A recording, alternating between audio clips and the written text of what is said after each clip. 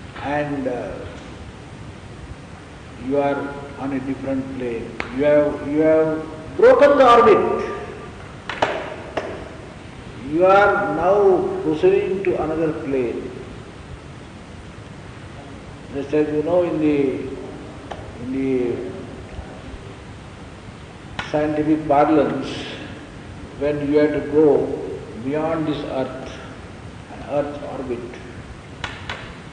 then by a rocket you get forcibly out of this space round the earth. There is attraction, there is gravitation. The earth and the space around it. It is not easy to go beyond it because there is a great pull. If you go up, you will be pulled down by the earth. Therefore, you have to make, if the earth, if a certain vehicle is to be sent to moon beyond the orbit of this earth, then it is to be joined with a rocket, which when it reaches the farthest end of the orbit, with great force it is to be thrown into the other orbit. In the same way, as long as you are with this ahara nidra bhayamaithuna, this orbit, it is only when the glimpses come to you, you feel that this is not the be-all and the end-all. This is a very flimsy thing that I am running after. Very valuable thing is in store for us. This is just nothing compared to that valuable thing. I must get at it, and therefore you go beyond this orbit. Your mind at least goes beyond this orbit. You don't feel at home. You don't feel satisfied with the scheme of things, and all your mind and body and all your being, inner and outer, it thinks of the eternal. It craves for the eternal. It dreams of the eternal. And you charter it, plan it. Whatever be the price, you get into mental preparedness. If to go there, if to achieve that, I have to pay this much price, I shall pay this price, whatever the price, whatever the tormentation, whatever the ordeal, but I will do it. So much you commit it. So, this craving, when it dawns in you, when it takes root in you, not only just a glimpse you have got, just as you know, when you go to, suppose some friend of yours dies, and you go to the funeral, and you see with your own eyes that he is put on fire and is burnt. Then the thought comes to you, oh, what is all missing? What is this? My friend, you are yesterday I saw him, today he is not. What is the use of this? Everybody goes. So many people have left us. So you may get that sort of vairagya. It is called smashan vairagya. It is called smashan vairagya. So that smashan vairagya may come to you. You may get the test, the real test of this universe on certain occasions, especially as you get in the burning heart. But that is not the dawning of the eternal in you. The hunger for the eternal has not taken root. You may, negatively you may have realized that this world is a fleeting world. It is a world of shadow. This negative realization you may have, but then I have to achieve that.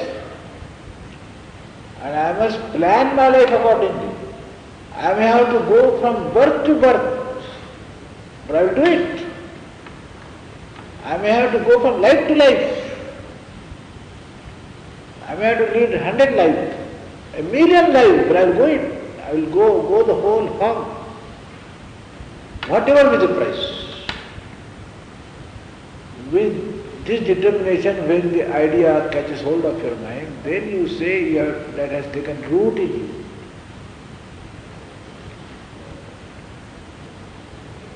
Now you see, say for example, just examine the life of Buddha, Siddhartha Gautama. What has happened to him?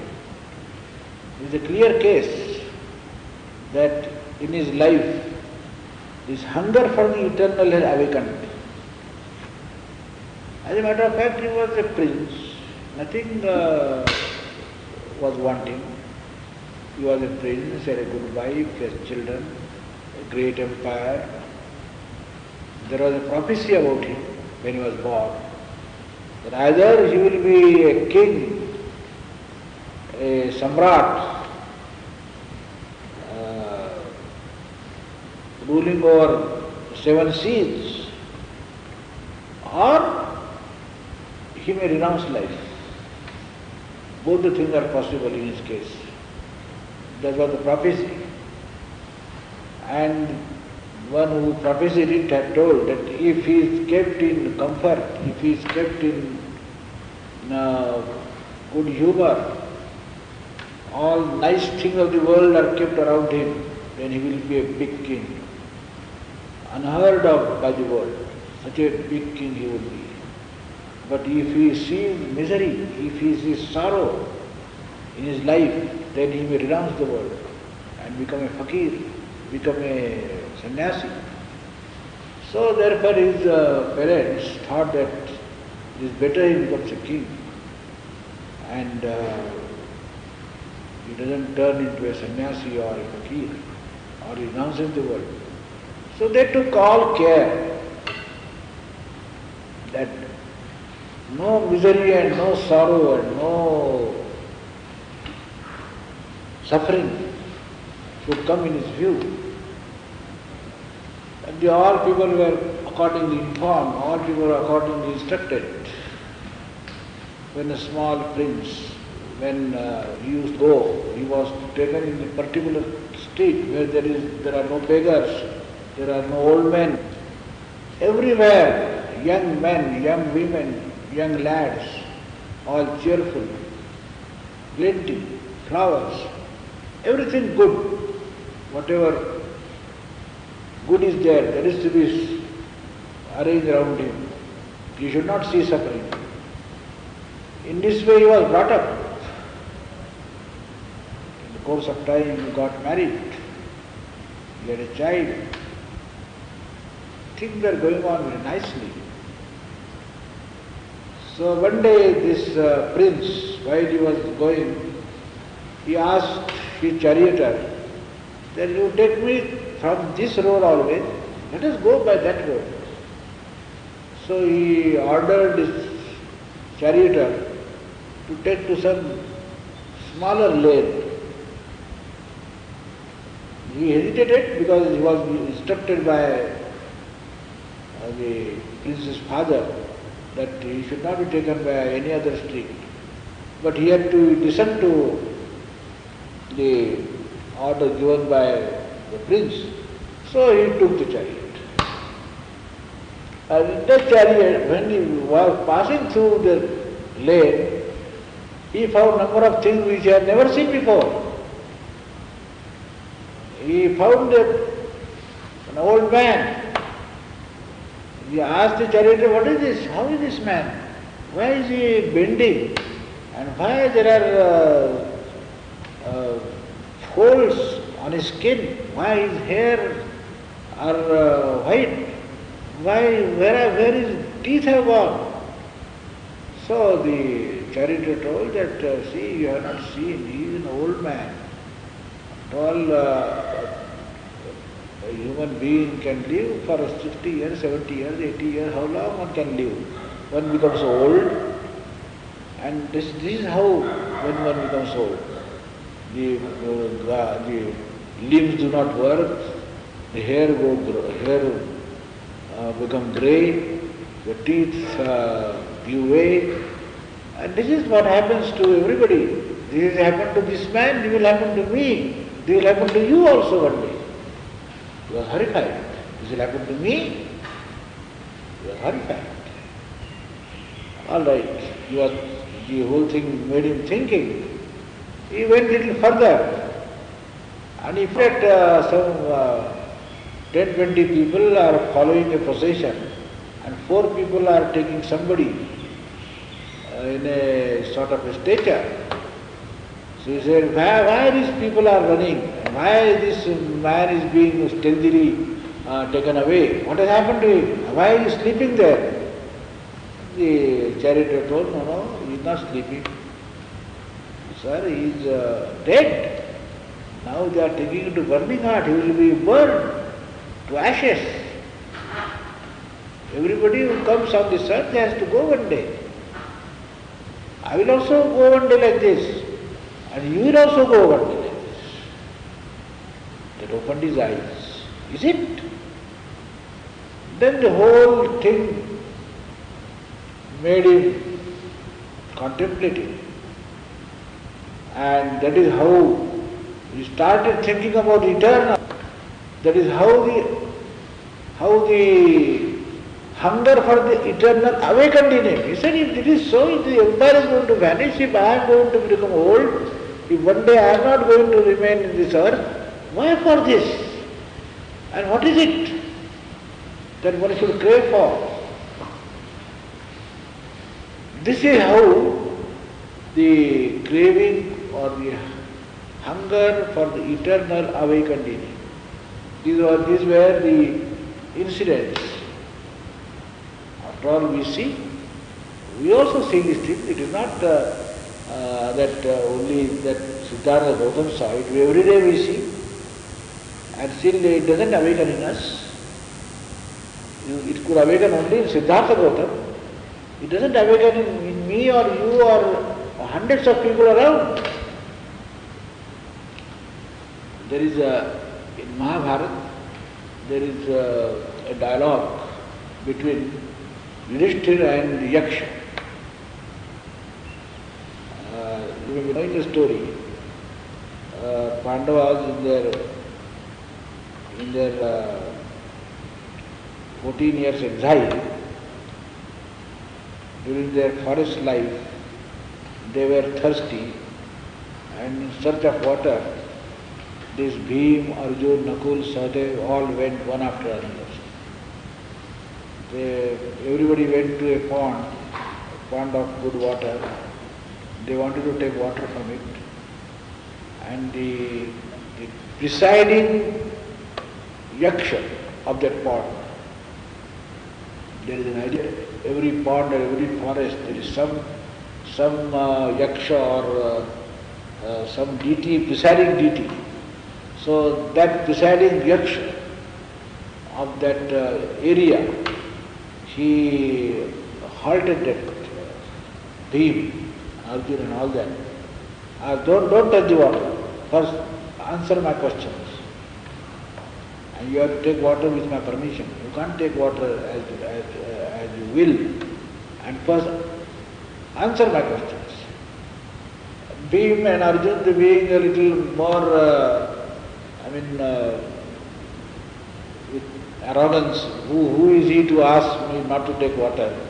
So they didn't pay any heed, and they appeared to be dropped dead. Bhim went, Arjuna went, Nakul went, Sahadeva went, all the 4, as soon as they tried to take water, by the power of destruction, they dropped dead. At least appeared to drop dead. Then in search of these 4 brothers, Dharmaraj himself went, Yudhishthira himself went. He was also obstructed by the yaksha. Don't touch the water. You have seen the fate of all your 4 brothers. They have dropped dead. You will also drop dead. First answer my questions. He said, yes, You are welcome to ask questions. You ask me questions, I will answer them. He was of a different type, so he was modest. In all humility he said, you ask me questions, I will all answer them. So many questions he asked. That dialogue is given in Mahabharata. One question he asked, tell me what is the most wonderful thing in the world. If you know, if you are a wise man, tell me, what is the most wonderful thing in the world? Yudhishthira answered him. Yudhishthira answered him, the most wonderful thing in the world is, everybody knows that nothing is permanent here. But everybody behaves as if he is going to be permanent. Everybody knows that nothing is going to be permanent in this world, but everybody behaves in this world as if he is going to remain permanent. Ahani ahani bhutani. Ahani ahani bhutani. Gacchanti va yamalaya. Yamalaya means in the house of Yama. Gacchanti va yamalaya.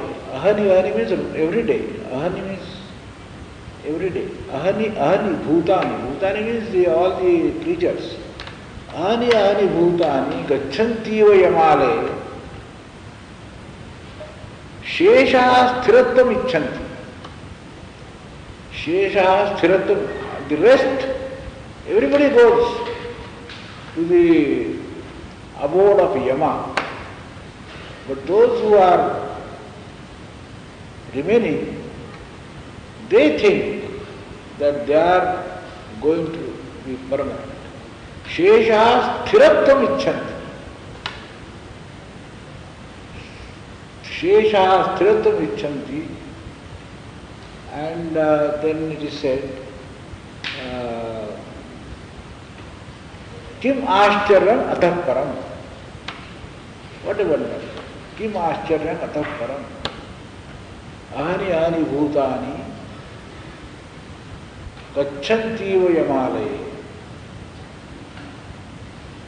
Shesha sthiratvam icchanti. Kim Ashcharyam Atah Param. So everybody sees this, but it is only in some that this hunger for the eternal is awakened. No, I am not going to be satisfied with this sort of thing. I will try to liberate myself. I will try to go to the place from where I have come. Go to that permanent, that Chirantan, that eternal, beyond space and time, the changeless. This craving is awakened only in few. And that is the beginning of human being. Here the journey starts. As a human being, our journey starts from this moment. You are not adult, really speaking. Adult means one who has understood the meaning of the world. Worldly wise you may become at the age of 21. You may become worldly wise as far as this world is concerned. You may become worldly wise. You may sign a contract. You may get into married life. That much wisdom you may get, along with the wisdom tooth. But real adulthood comes when you know that this is all fleeting, and really speaking you have to strive for something which doesn't change. This awakening, when it comes and when it takes root, then your life pilgrimage has started. This is the first day your life pilgrimage has started. You are not born as human being till then. Only when this thing comes into your mind to take possession of you, then you can very well presume that now I as a human being has been born and my life pilgrimage has now been started. This happens to people who begin to think. You know the story of Dhruva also. This Dhruva star that is we see in the sky, there is a story about it. Dhruva was a son of a king. Uttanapad is the father's name. King Uttanapad. His son was Dhruva. He had, that king had two wives. This Dhruva was from first wife. There was another brother. He was from another wife. So when Dhruva was sitting on the lap of his father, his stepmother came and she drove him out of the lap. He said, no, you can't sit here. It is reserved for my son. You don't sit there. From now onwards, you never try to sit there. So, from the lap of his father, this boy was taken out. The boy considered it a great insult. He said, why? I was sitting in the lap of my father. Nobody else is my father. And there also I could not sit. All right.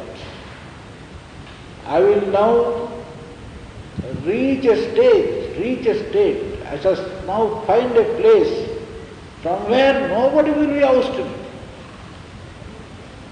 Something which is unchanging, something which is permanent.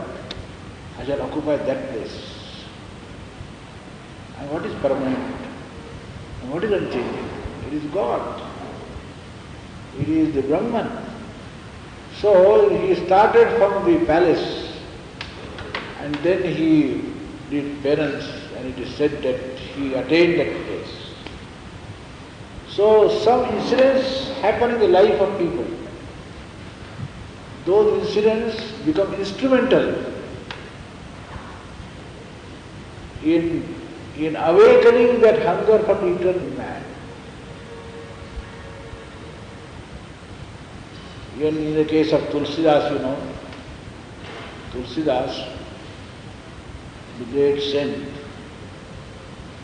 the story is told that when he married, he was very fond of his wife, and he could not live without his wife even for a day. Even for a day. Once the people from the wife's house, they wanted the girl for some ceremony, and therefore they asked her to come to father's house. So with great difficulty, she got permission from her husband, Tulsidas. She went. The house was not very far away, it was just third, fourth village. In one village, Tulsidas was staying, and some 10 miles ahead, another village was there, and her father's house was there. So somehow she was permitted to go.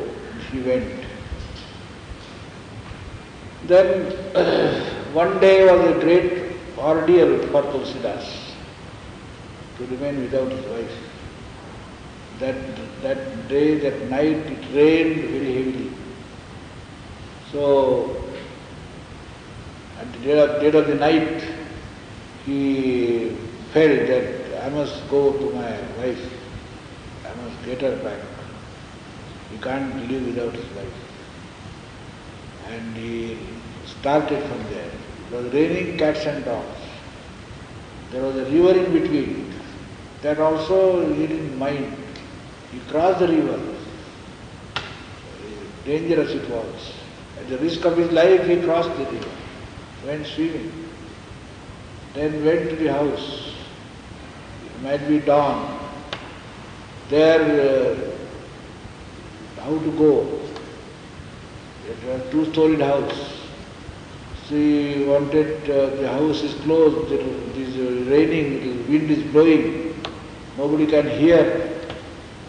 So he thought that I will go straight away to the room where my wife must be there. So he found out how he can go. So he found some rope was hanging from the balcony. With the help of the rope he went up. And he knocked the door. And the wife came. He was extremely surprised to see her husband. He said, "What? How did you come?" He said that I have come. And so it is raining and the river must have been flowing in full speed, and how could you come? And after all, how could you come up? There is no stairs, how could you come up from here, from outside? He said, "Why, there is a rope hanging." He said, "Where is the rope hanging?" He found that it was not rope, it was a big cobra, big ajgar, or a big serpent. He said, "See, you are at the risk of your life, you have come here. You did not mind even making this serpent as a rope." And she made one remark, that if you have so much love for me, if you have so much love for me, well, a fraction of this love had you given to Lord, have you given to God, you would have achieved God. If this love that is towards me, if it is channelized, if it is sublimated to love for the Lord, to love for God, you would have achieved God. Such is your love, such is your intense love. This one single sentence changed the course of life of Tulsidas, and then he became Saint Tulsidas, who was henpecked, who was so much weak that he could not stay without the company of his wife even for a single day. He became Saint Tulsidas. Some incidents in life, they bring you face to face with this reality. They awaken in you the hunger for the eternal. So this is a great breakthrough.